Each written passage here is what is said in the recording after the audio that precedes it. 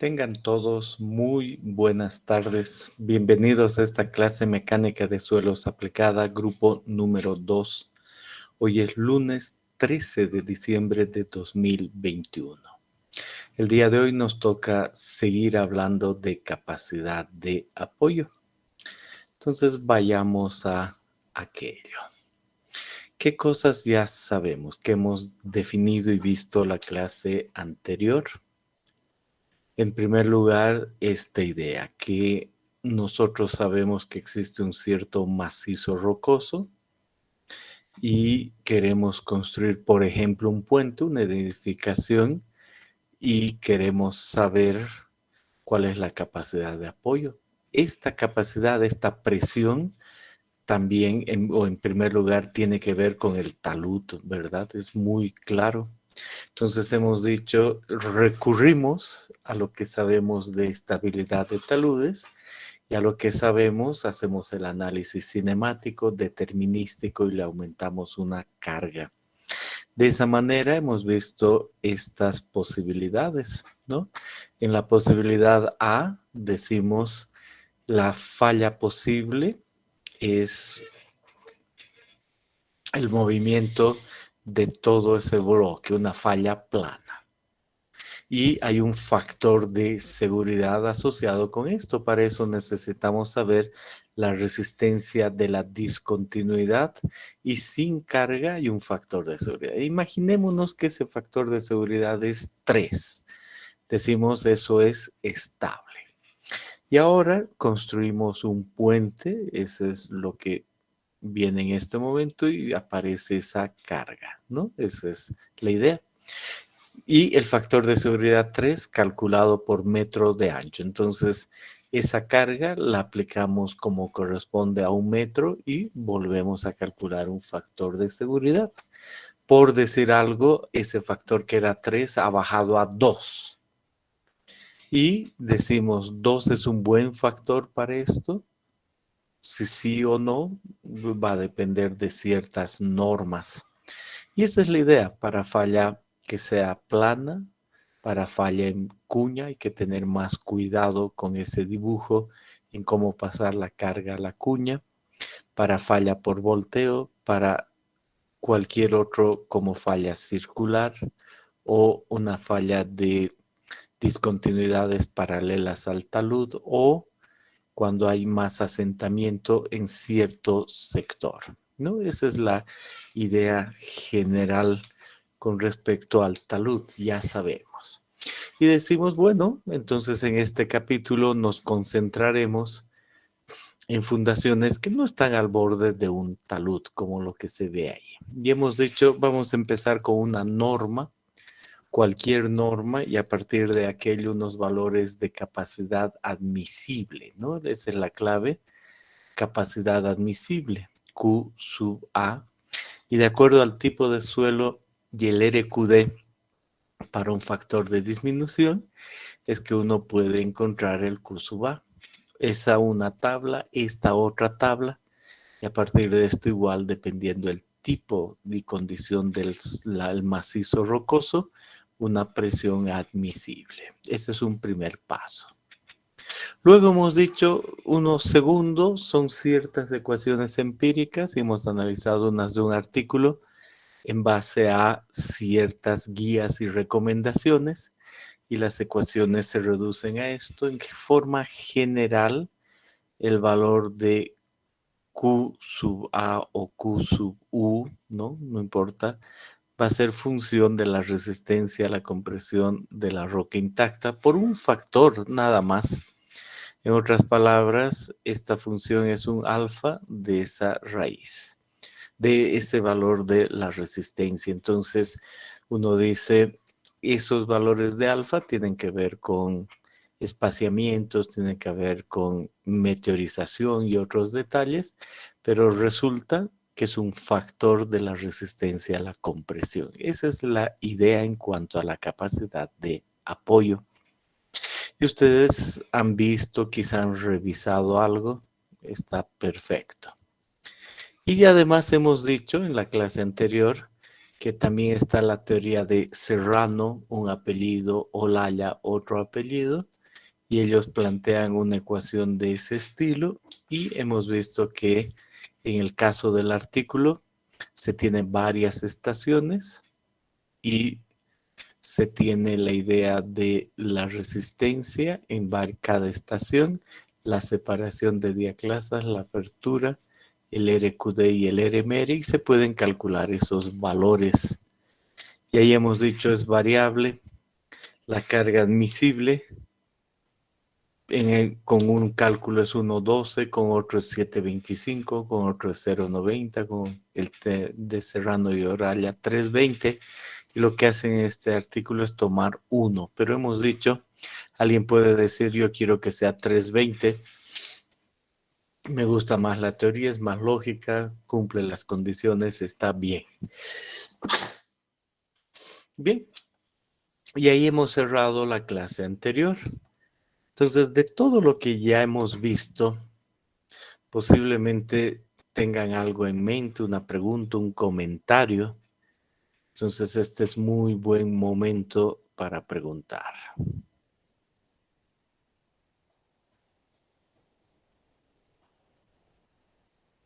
Bien.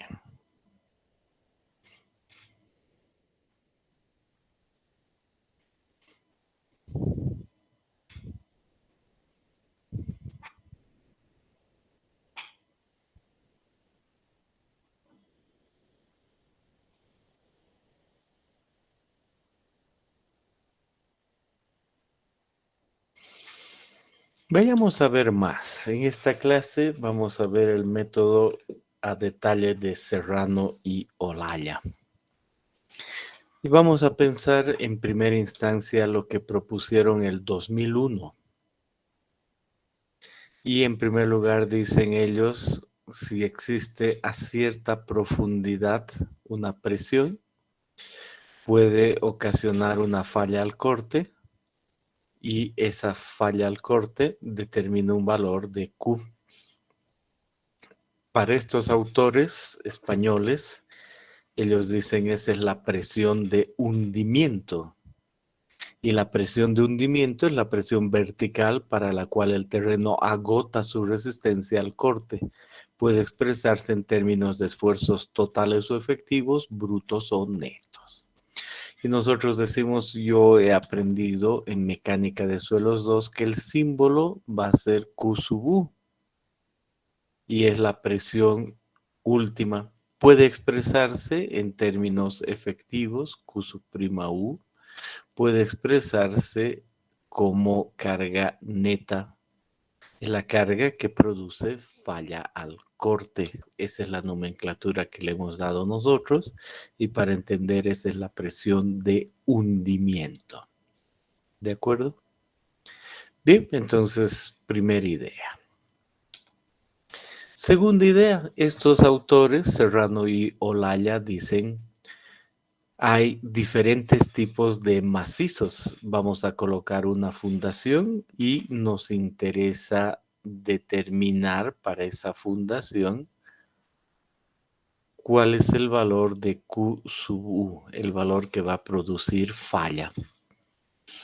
Y ellos dicen, dependiendo el tamaño de la zapata, el espaciamiento de las discontinuidades, debajo va a haber un grupo 1 de macizo rocoso, o un grupo 2, o un grupo 3, o un grupo 4, o un grupo 5. Y el grupo 1 es roca intacta, y el grupo 4 es de varias discontinuidades, y el grupo 5 es del macizo fracturado.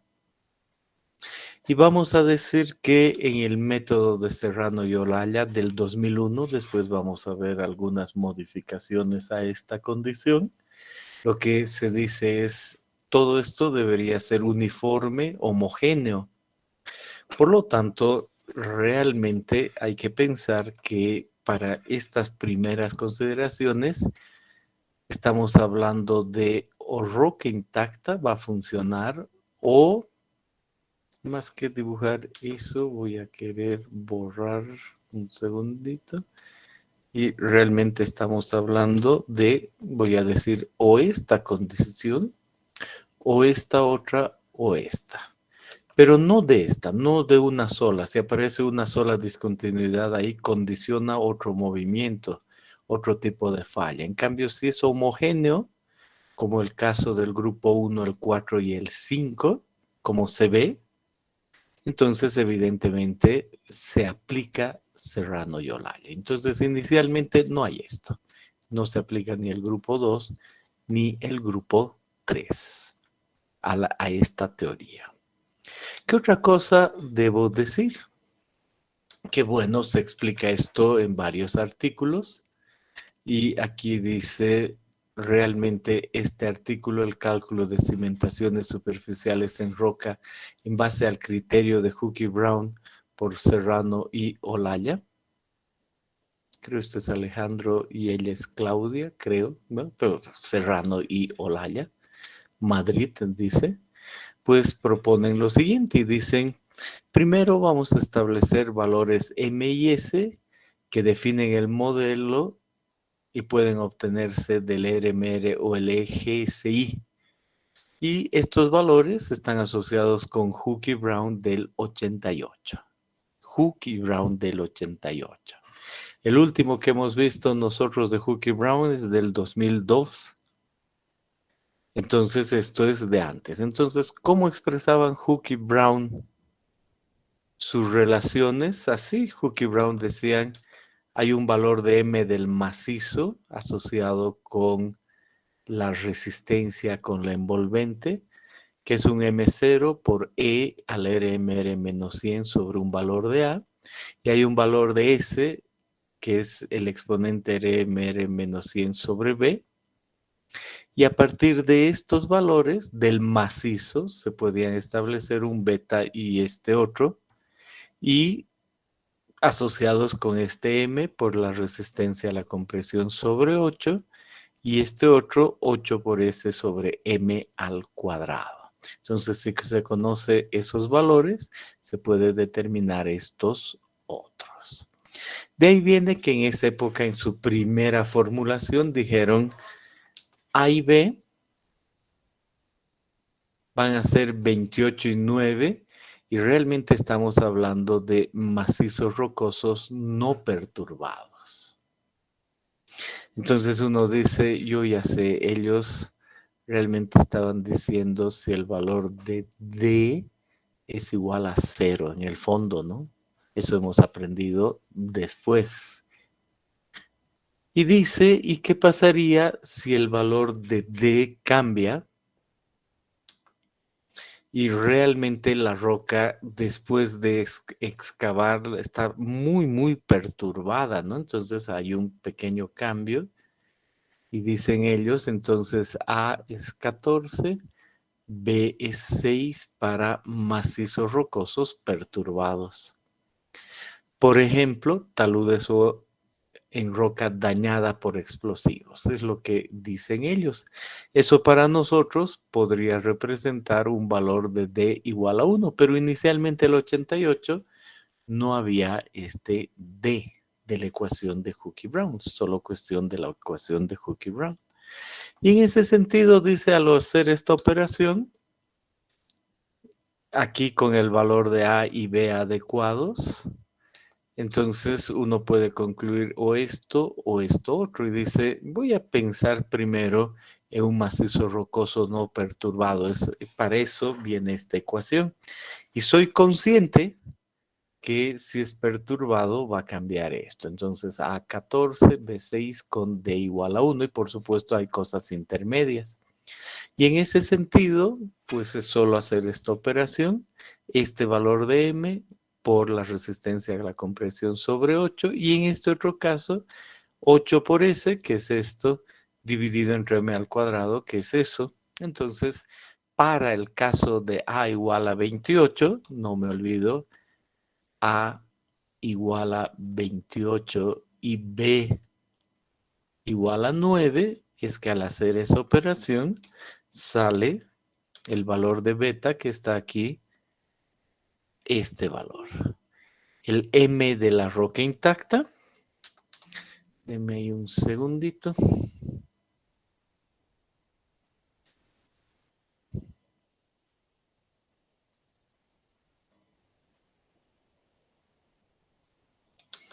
El M de la roca intacta por la resistencia a la compresión de la roca intacta sobre 8 por E al RMR menos 100 sobre 28, que no es nada más que esto, al valor de M anterior, cuando A es 28, se le multiplica la resistencia a la compresión y se divide entre 8, ahí está, es la misma anterior y ahí está beta. Y después esta otra, que no sé exactamente cuál es esta letra, lo mismo, viene de 8 por S sobre M al cuadrado, ¿no?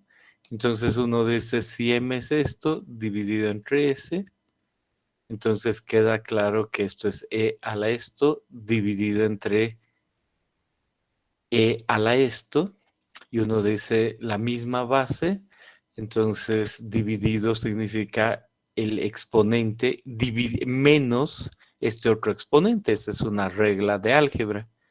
Y al hacer eso, el resultado es este. RMR menos 100, 25.2, 8 sobre M sub 0 al cuadrado. Entonces otra vez uno conoce la roca intacta. Pero ¿qué ecuación es esta? No se olviden la ecuación de 2001, ¿no?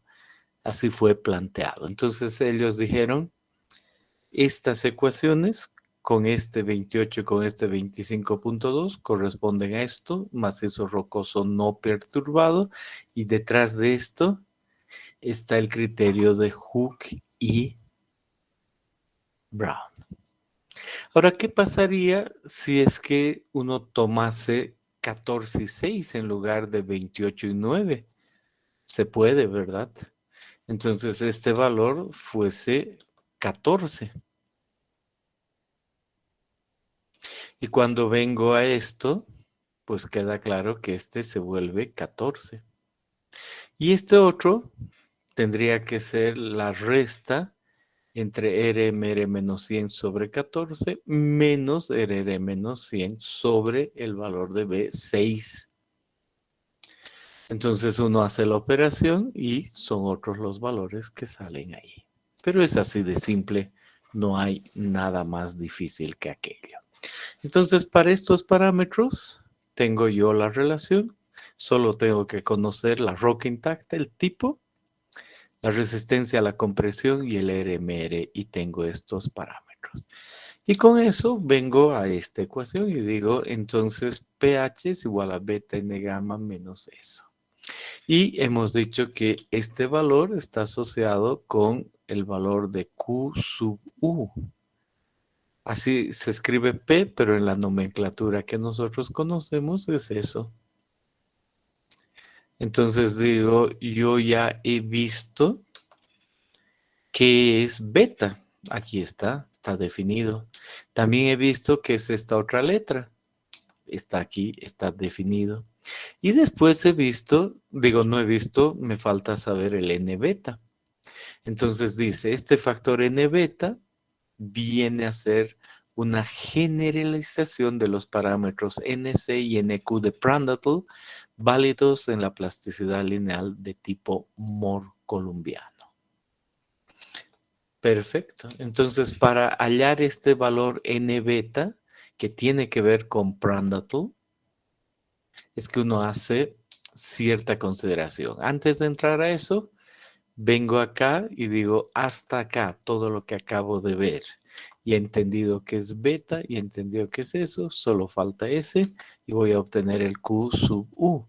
Entonces, hasta ahí, ¿desean hacer alguna pregunta?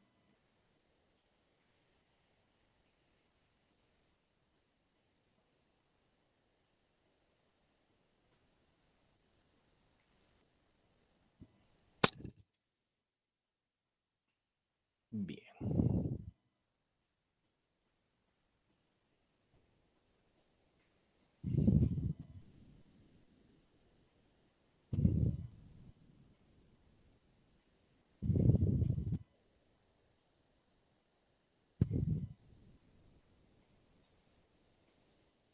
Bien, entonces ahora vamos a ver cómo obtener ese valor de n beta y aparece esta figura. Dice, para calcular ese valor de n beta hay que entender ciertos aspectos. ¿Cuáles son esos aspectos?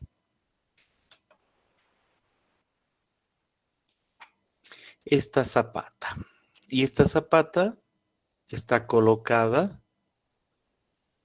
sobre un macizo y tiene un cierto talud. Entonces, primera idea, el talud tiene una inclinación alfa, ¿no? Eso se ve. Y este otro lado, no.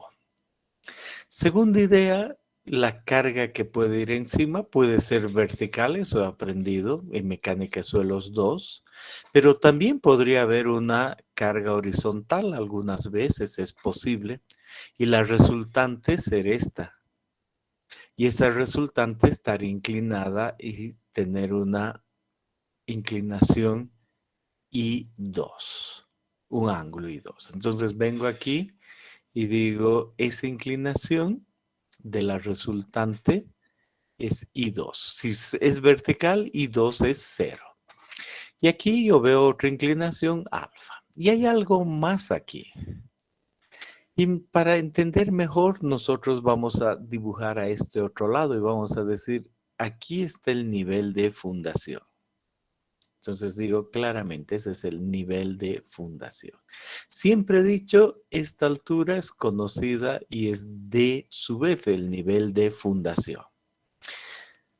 Y aquí yo sé que debido a la carga, después de haber colocado la zapata, existe una carga Q asterisco. Eso es lo que siempre he definido en mecánica de suelos 2. De seguro recuerdan aquello.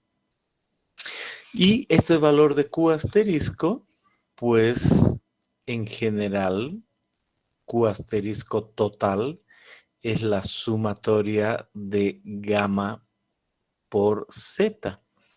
Si este es solo un estrato y una sola roca, el gamma por Z da ese Q asterisco.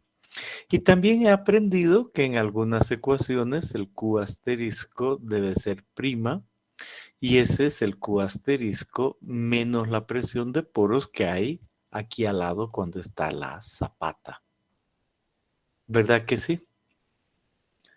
Muy bien, ahora estamos diciendo que vamos a ver el otro lado y a este nivel de fundación, al nivel de fundación tenemos un contorno 1 que está inclinado, porque hay una inclinación, pero es esta misma idea. Y decimos, ¿y cuál va a ser esta carga? Dice es sigma 1. Y yo digo, ¿qué es sigma 1? Q asterisco. Entonces esto puedo yo poner y decir es el equivalente al Q asterisco de suelos 2, este valor de sigma 1, nada más que la sumatoria de gamma por Z, incluso si está inclinado es lo mismo, o si es horizontal es el Q asterisco. Esa es la idea ahí.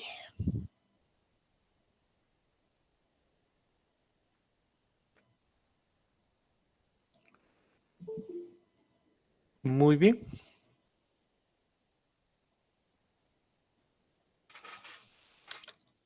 Entonces, primera idea para ir por n beta es que aquí hay un Q asterisco, pero es toda otra nomenclatura, ¿no? Y eso es lo que estamos viendo.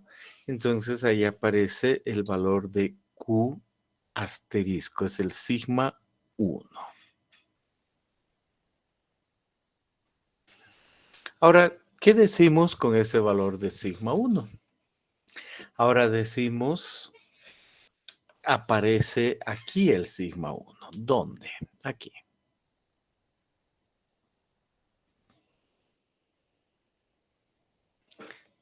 Y vuelve a estar aquí y me dice el sigma 1, solo que ahora no está inclinado, se refiere a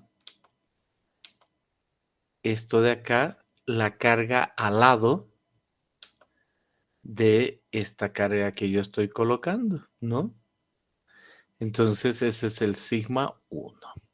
Y me dice que debo dividir entre el valor de beta y entre el valor de beta y entre el valor este. Y yo digo, pero yo ya conozco eso. Están aquí arriba otra vez. Beta es eso y aquí está. Ya he pensado en esos dos valores. Y ya está. Más el sigma 1 ya he entendido. Y me dice, al hacer esta división, debo pensar en que he calculado un sigma 0,1 asterisco. No es directamente el sigma 1, sino un sigma 0,1 asterisco.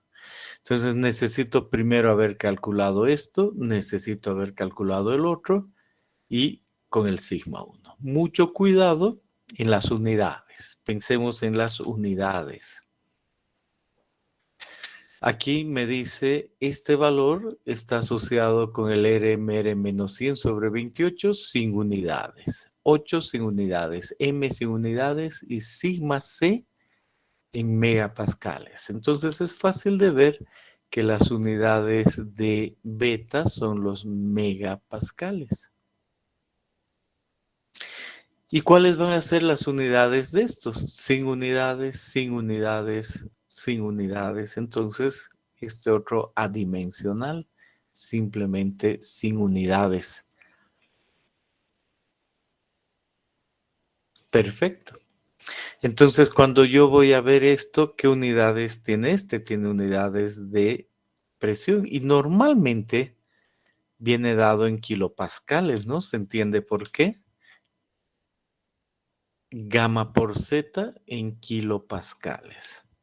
Entonces, kilopascales. Y ahí hay que tener cuidado, porque este valor debe ser adimensional. Esto es adimensional y esto entre esto debe dar un valor que sea también adimensional. Entonces, este sigma 1 debe tener las mismas unidades que beta. Y ahí no hay problema.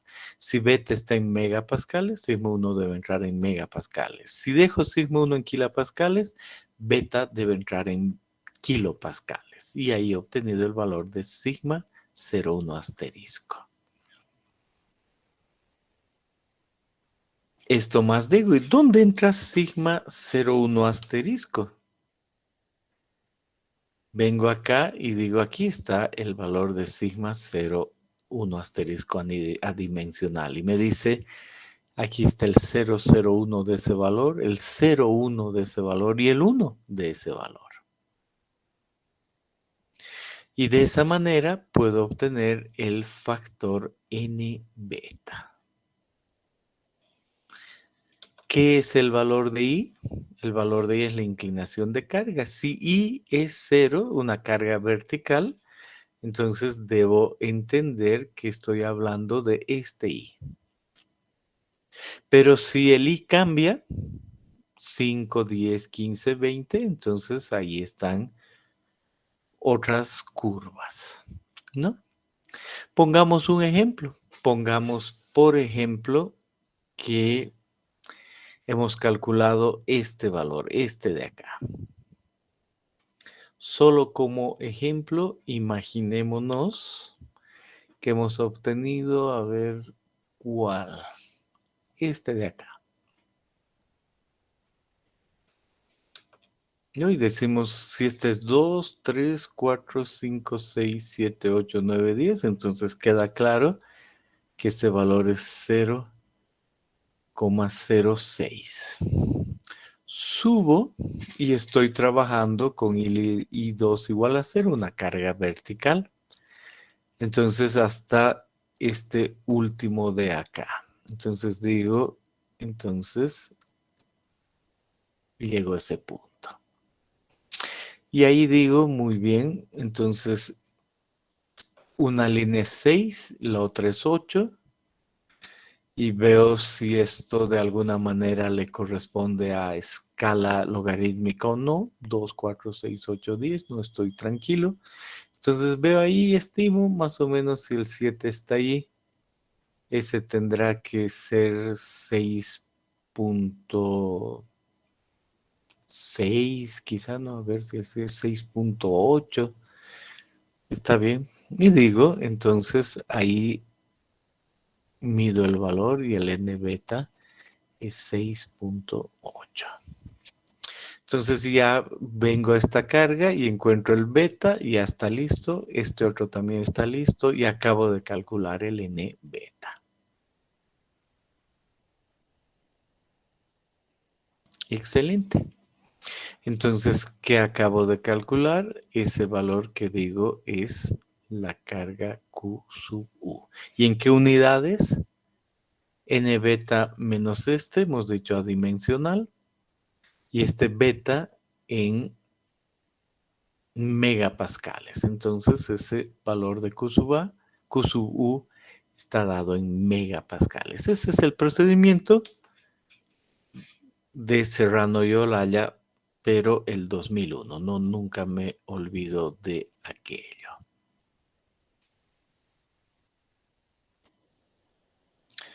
Bien, entonces esa es la manera. ¿Alguna pregunta hasta acá?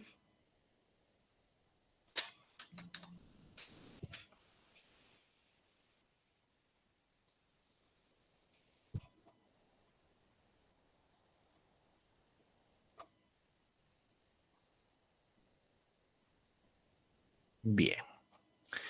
Por supuesto, esta gráfica viene de varios libros, etcétera. Y aquí en este libro de González de Vallejo ha sido expresado así. Y aquí también en el artículo del que estamos hablando viene expresado de esta manera, pero es la misma, ¿no? Eso queda claro. Muy bien. Y ahora decimos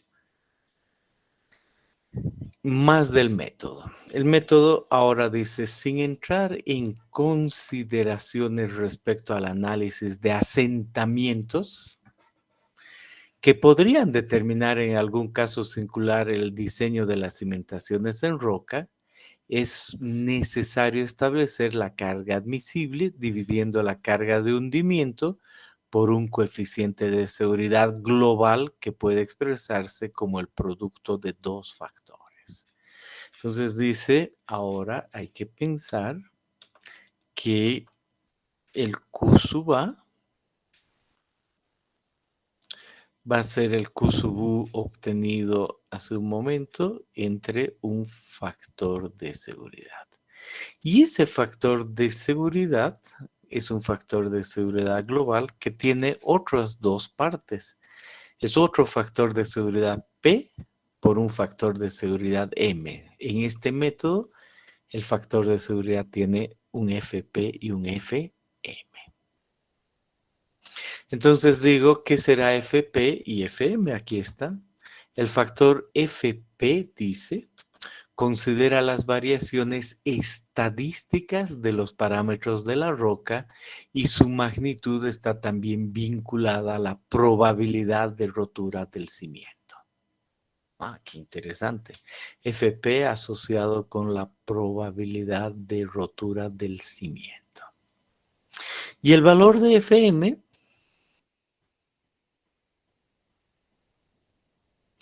cubre la posibilidad de que la rotura por fragilidad de una parte o de la totalidad del cimiento no se ajuste al modelo de Hooke y Brown. Entonces digo, perfecto, posibilidad de que la rotura por fragilidad no se ajuste al modelo de Hooke y Brown. Dos factores asociados con aquello. Muy bien. ¿Y cómo uno encuentra uno o el otro?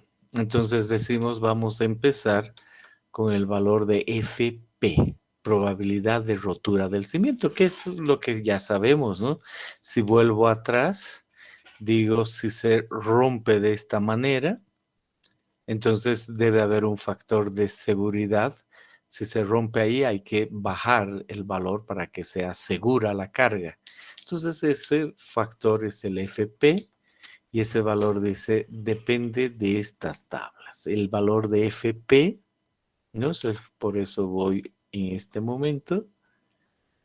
El valor de FP depende de la resistencia a la compresión de la roca intacta y del RMR. Entonces no es fácil de, no, como eso es fácil de ver, pues vamos a poner un ejemplo. Dice, por ejemplo, si yo quisiera que no, si veo que en mi macizo la resistencia a la compresión tiene un valor, vamos a imaginarnos que ese valor es 20, ¿no? O 30 megapascales. Y el RMR del macizo es, por decir algo, 50. Es este valor. Entonces entro a esta gráfica y llego a ese punto. Y ese punto está entre esta curva y esta de acá. Y miro bien y digo, este es 5, este es 7, 5, este es 10, este es 15, este es 20, 25, 30, 35, 40. Entonces, este factor es 15 y este factor es, no, va. Está bien, este es 15 y este es 20. Entonces, yo estoy en esos dos puntos y, por ejemplo, puedo decir con una reglita y lo que sea, en este caso, el factor FP es 19. Y miren que no es 2, 3, 19. ¿No? El FP puede ser 5, 7, 5, 10, 15. Miren aquí 40. Y algo así sale 19, como un ejemplo. ¿Preguntas hasta acá?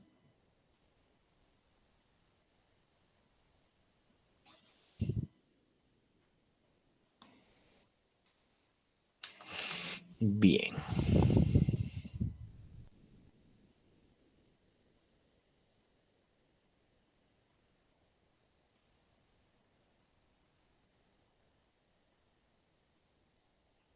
Por supuesto, en el artículo no aparecen los colores, pero es lo mismo, ¿no?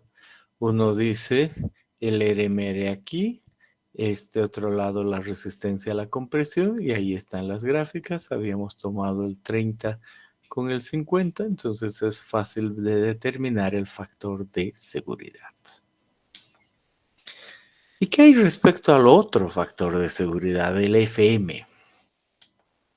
Entonces uno dice, el coeficiente de seguridad parcial FM depende de las incertidumbres relacionadas con el criterio plástico, otra forma de decir. En el caso de pequeñas cimentaciones sobre macizos rocosos del grupo 1, porque funciona el grupo 1, 4 y 5, debe tenerse en cuenta el comportamiento frágil de la roca. Si la resistencia a la compresión de la roca intacta es mayor que 100 megapascales, el macizo rocoso es de respuesta frágil y han de adaptarse órdenes de magnitud de FM entre 5 u 8. Y vamos a agregar una paginita.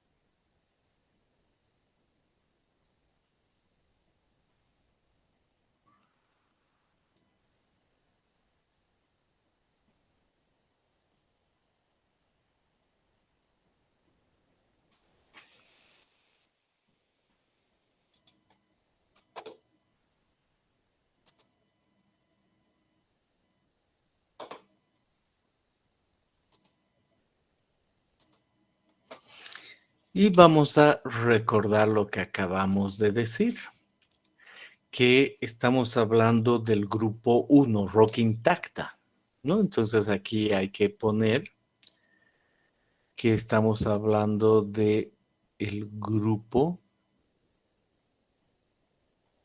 1, es lo primero.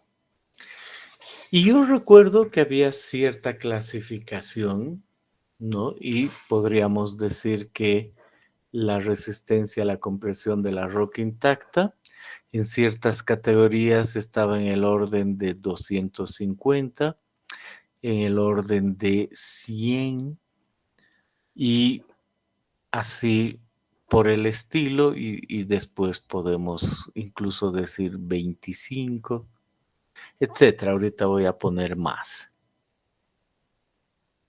Y aquí me dice que si la resistencia a la compresión es mayor que 100, ¿no? Eso es lo que vuelvo a leer.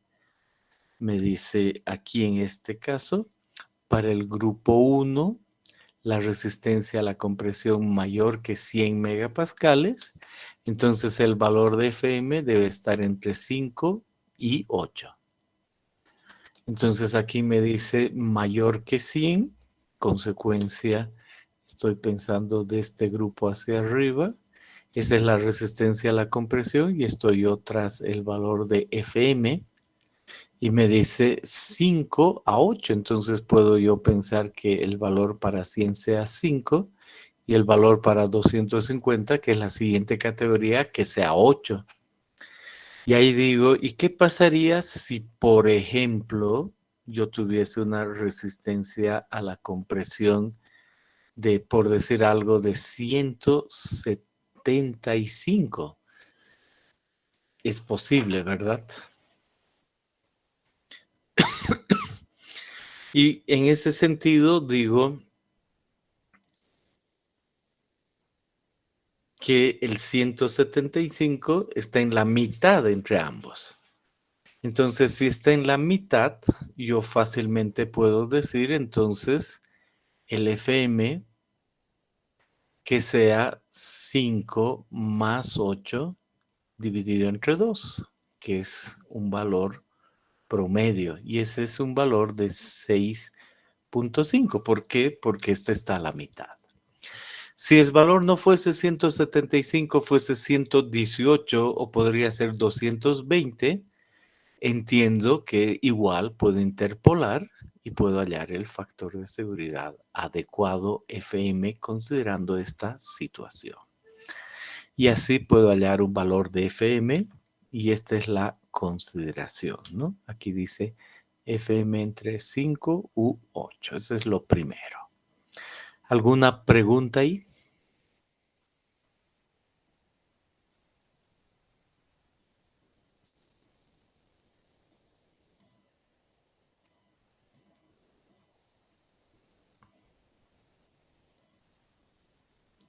Bien. Luego, ¿qué otra consideración tiene ese factor? Venimos aquí al valor FM y me dice, ahora vamos a asumir que la resistencia a la compresión es menor a 12.5. Y ahí me dice, no es necesario incorporar ningún coeficiente, el FM que sea 1 en este caso. Entonces, eso quiere decir que si la resistencia a la compresión para el grupo 1 va bajando, llega un momento en que no es 25, llega un momento en que es 12.5.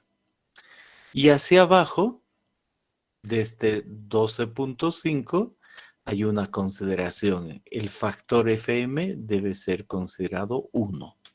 Para 12.5, 1 y hacia abajo sigue siendo el 1. Entonces me pregunto cuánto será, por ejemplo, para el 25, para un 50, por un 75. Si este es 1 y este es 5, entonces tendré que hacer una interpolación, ¿no?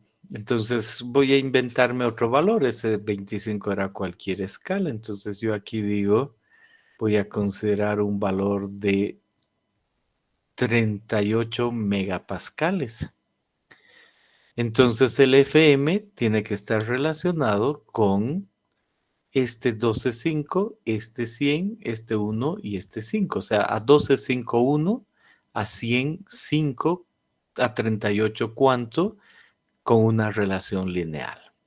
En ese caso, es solo interpolar. Pueden interpolar y decirme cuánto sería el valor de FM. Pueden abrir su micrófono y decirme, por favor.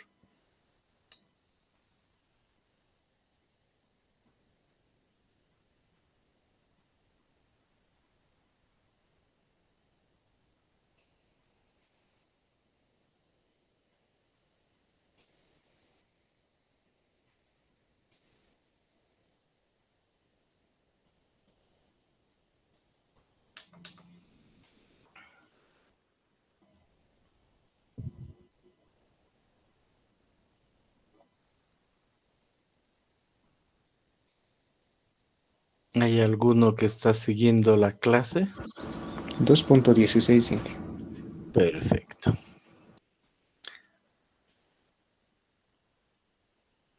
Entonces aquí digo 2.16. Esa es la manera en la que puedo establecer estos valores de FM en el grupo 1. Y luego me dice aquí, ahora vamos a pensar en algo más. Me dice, imagínese que estamos hablando, no, leo primero, cuando la roca se encuentra muy fracturada y diaclasada, el comportamiento de las cimentaciones no es frágil y no existe motivo para adoptar un factor de seguridad especial para FM. Entonces, grupo 4 y grupo 5. Entonces ahí dice el FM, ningún valor especial para los grupos 4 y 5. Entonces, ¿cómo escribiríamos eso? Entonces vendríamos aquí y dijésemos, vamos a cambiar de grupo y vamos a pasar a la otra posibilidad, el grupo 4 y el grupo 5. Son las otras posibilidades. En ese caso, directamente, el valor de FM es 1. Listo. Eso es lo que viene aquí.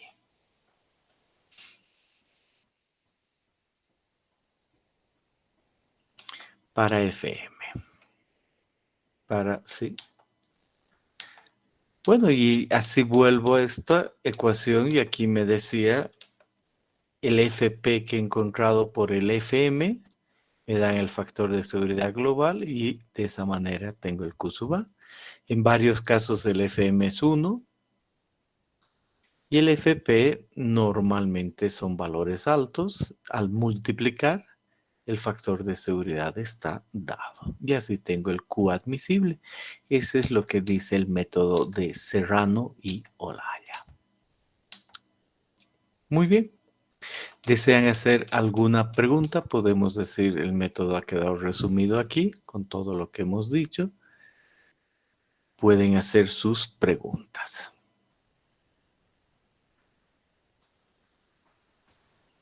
Bien. Hay por supuesto, alguien se ha encargado de hacer una tabla para todo esto. Y esa persona dice, muy simple, voy a yo ir hallando lo que necesite. Esta es una hoja Excel. Y yo puedo ver en esa hoja Excel que aquí está el valor de Q sub U, que es eso de ahí. Está el valor de FP, FM y está el valor de F. Por lo tanto, aquí está el Q admisible y dice el Q admisible en megapascales es este valor. Y para calcular esos valores hay que calcular el valor de beta. Entonces, ¿dónde queda el valor de beta? Está aquí y corresponde a ese valor. Y además hay que calcular el valor de n beta. El valor de n beta está ahí. Y por último, hay que también calcular el valor de este otro, que es este, y ahí está la ecuación. Y ese es ese. Entonces es una tabla que me permite introducir lo necesario para calcular esos valores y con los factores de seguridad encontrar lo necesario. No es nada complicado. Uno dice, no, aquí no hay nada especial.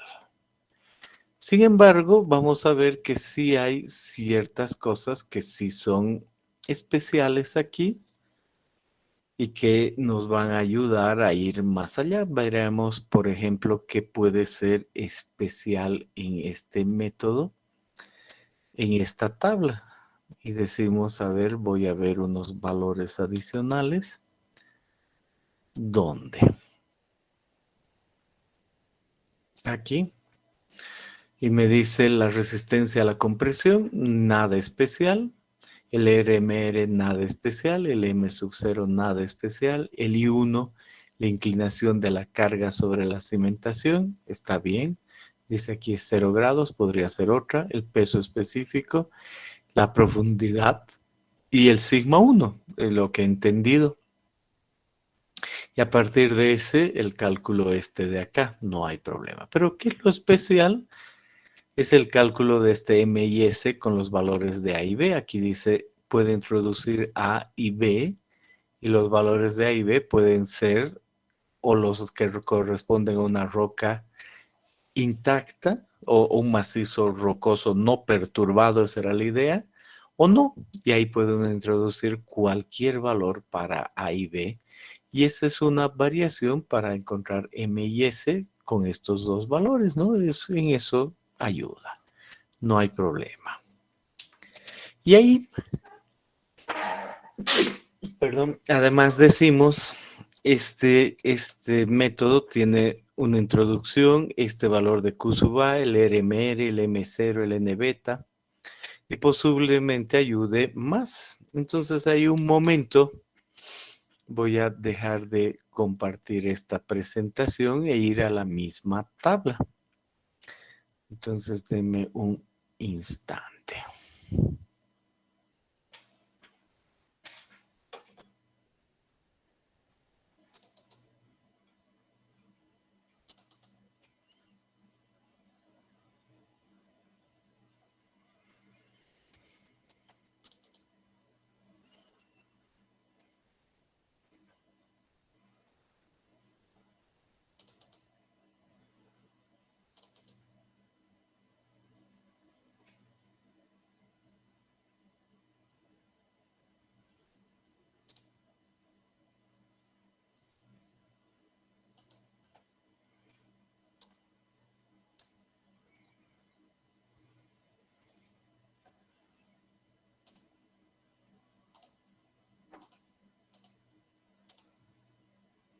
Bien. Entonces ahora sí, comparto aquello.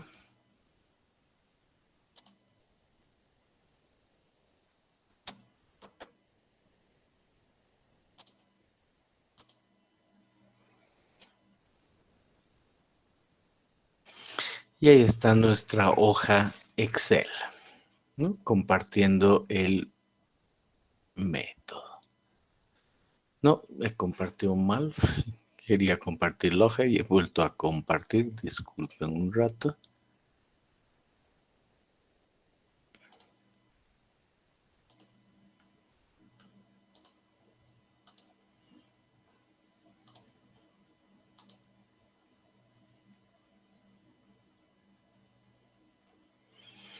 Ahora sí.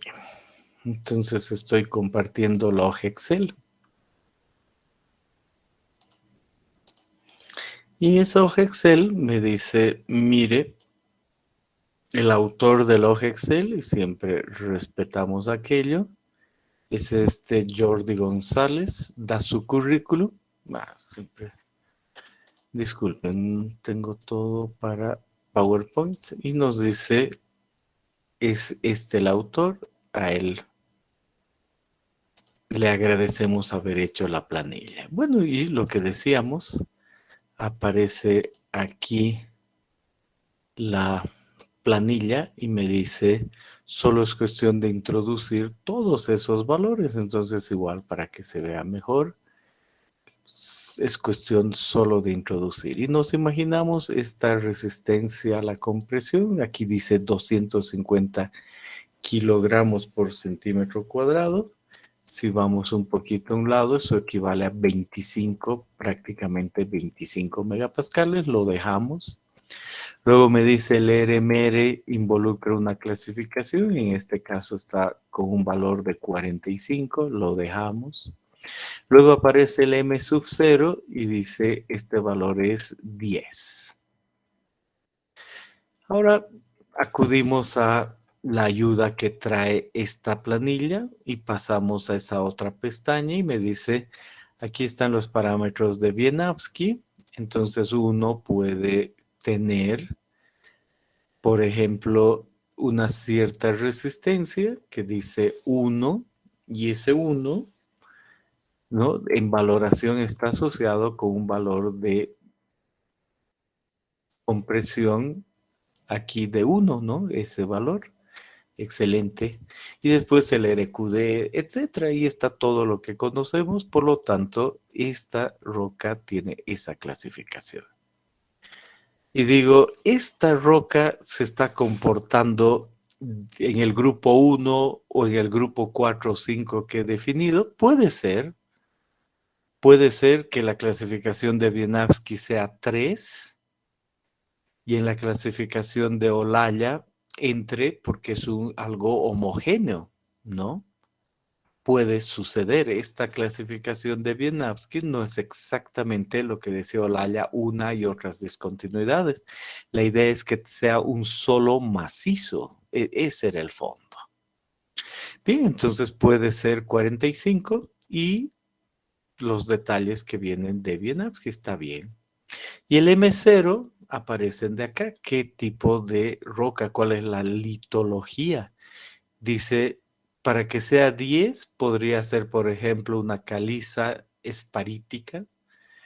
¿Hay algún otro 10? Podría ser un esquisto, una filita. ¿Hay algún otro 10? Por ahí creo que no, no importa. Depende del tipo de roca y aquí me hace recuerdo de esos valores. Entonces vuelvo aquí y esto es cuestión de solo conocer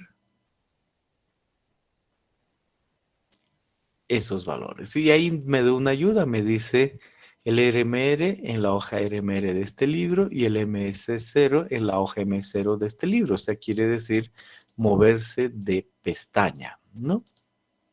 Perfecto. Y luego me he aprendido que viene la inclinación de la carga, viene el peso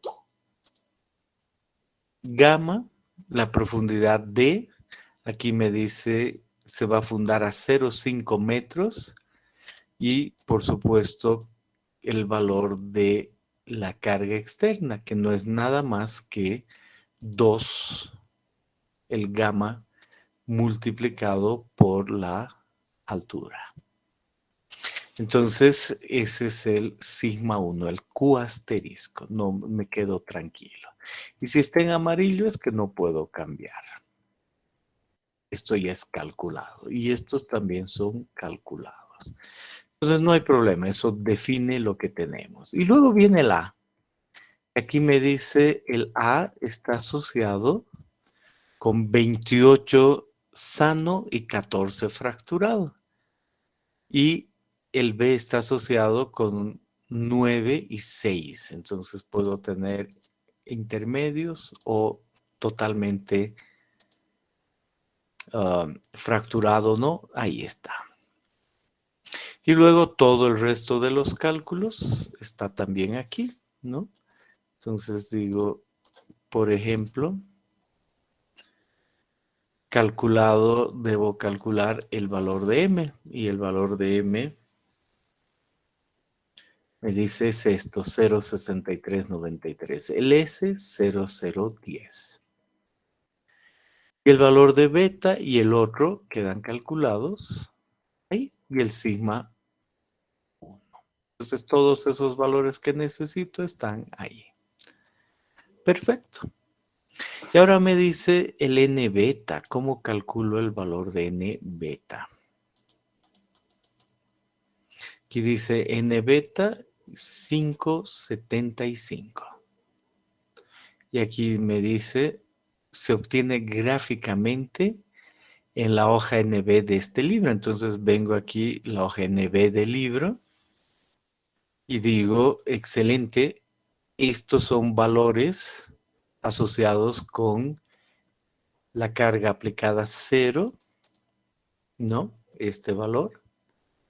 Y ya esta persona le ha puesto unos puntos y depende cuánto salga aquí, el valor de este sigma 0,1, ya tengo los valores de N beta.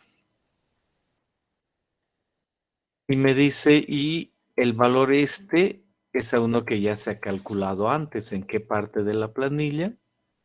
Aquí, ¿no? me decía, ese valor es este, es el de arriba. Este valor ha salido 0,0252. Entonces, en esta planilla, aquí está 0,0252. Yo busco aquí 0,0252 y tiene que estar asociado con estos dos valores. Se ve, ¿no? Entre este y este. Por lo tanto, es solo una interpolación. Si bien no es una recta, entre dos puntos, supongo una recta, y de ahí sale 5,75. Entonces, esta tableta es muy útil para manejar rápidamente aquello. Y una vez que está el valor de n beta, ya está todo, ¿no? Es solo cuestión de hacer y multiplicar, y la carga de hundimiento me dice va a ser, en este caso, el Q sub U 11,233 megapascales. ¿No? La carga de hundimiento.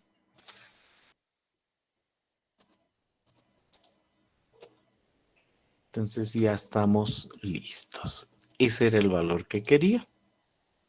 Y luego me dice ahora, calcula el FP y el FM. Entonces, otra vez vengo e veo las tablas y digo, aquí está el FM y aquí está el FP y el FM. Y para el FP me dice que ahí está la tabla y con estos valores de resistencia a la compresión 24 y el RMR 45, se ha graficado ese punto, ahí está. Entonces es un valor de resistencia que va a tener entre 20, ¿no? Ese de ahí, y 25, si no estoy mal. Entonces aquí me dice ese factor se ha puesto 20, podría ser otro, ¿no? En base a esto. Entonces uno dice, a ver, pensemos bien. 5, 7, 10, 15. Entonces, y 5, 7, 10, 15. Entre 15 y 20, ¿no? Más bien es el valor que debería medirse aquí. Entonces un 16, 17, uno estima un poquito mejor, no nos vamos a complicar aquello. Y por ejemplo ahí quizá más adecuado un 17, un 16,5 y ahí entra un primer valor.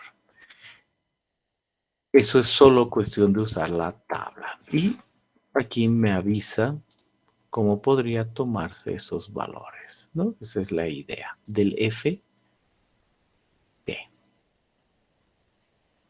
Y el FM me pone los datos de siempre, me dice si por un lado es como roca intacta, estamos hablando de una resistencia mayor a 100 entre 5 y 8, o el otro parámetro entre 1 a 5 y el otro 1, lo que he visto hoy día. Por lo tanto, si yo tengo un valor de 24, está entre 12 y 100, y la interpolación es 1,55. Eso es lo que aparece aquí. Y aquí tengo que tener cuidado. Eso es considerando que se va a comportar como una roca intacta y que puede haber rotura frágil. Una roca tipo 3 de Wieniawski podría ser. Una roca tipo 5 de Wieniawski no. Entonces ahí tomo esa decisión del FP y vengo acá y me dice ese valor es 1,55. Pero podría yo poner 1, por supuesto, dependiendo el macizo que estoy manejando. Aquí no es que esto me avise el valor exacto, solo me hace las operaciones que necesito para el grupo 1. Y listo, entonces la multiplicación es esa. Si yo decido que este no tiene ese problema, puedo elegir el valor de 1, está también bien. Y multiplico ambos y el resultado es el Q admisible, y aquí dice el Q admisible 0,66 megapascales.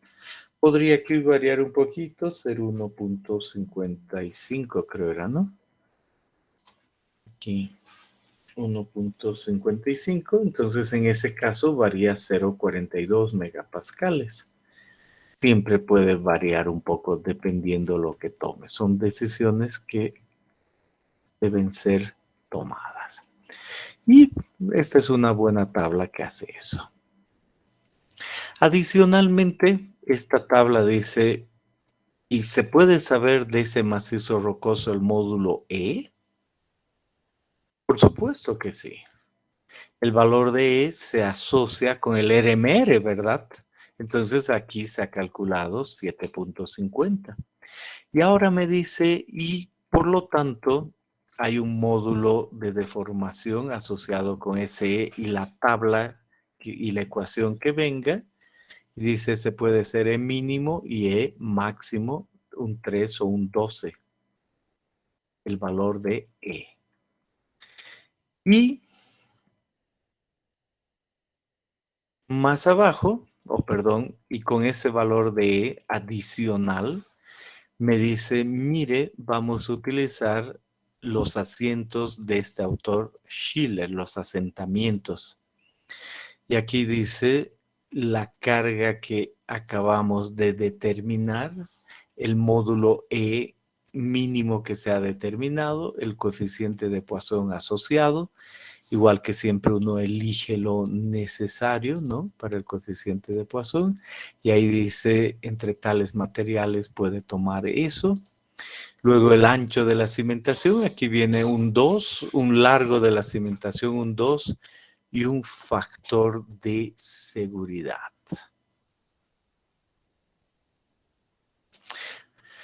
Y aquí uno mire y dice, este método utiliza el método elástico. Entonces, en la carga flexible, en una esquina tantos, en el centro tanto, un valor medio, carga rígida el 93% de eso. Y con estos valores, los asentamientos en centímetros calculados en el centro están con esos números. Y ya. Y eso para esta carga. ¿Y qué método aquí hay? Es una ecuación elástica, eso es todo, con esa relación. Entonces también uno puede calcular asentamientos. Esa es básicamente la idea del uso de esta planilla. ¿No? Fácil, el método es simple, no hay complicación.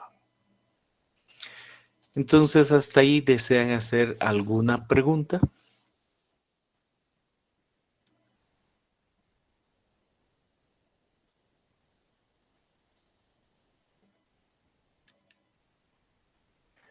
Bien, todavía hay que pasar a qué dijeron Serrano y Olaya después, con el tiempo.